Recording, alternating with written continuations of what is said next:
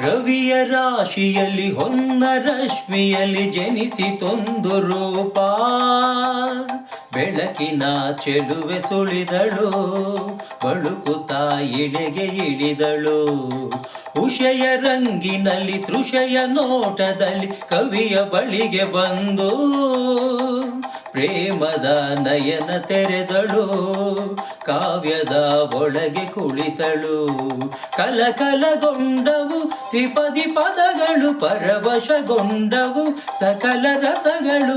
ഇരുಳು ಸರಿದು ಬೆಳಕು ಹರಿದು, ಕನಸು ಮುಗಿದು ಮನಸ್ಸು ಜಿಗಿದು. ಸರಿಗಮಪ ಪದನಿಸ ಸಂಚಾರದಲ್ಲಿ ಮೇಘ ಬಂತು ಮೇಘ, ಬೇಗ ಬಂತು ಮೇಘ, ಬೇಗ ಕಾವ್ಯದ ಮೇಘ, ಕನ್ಯಾ ಕವನ ಮೇಘ.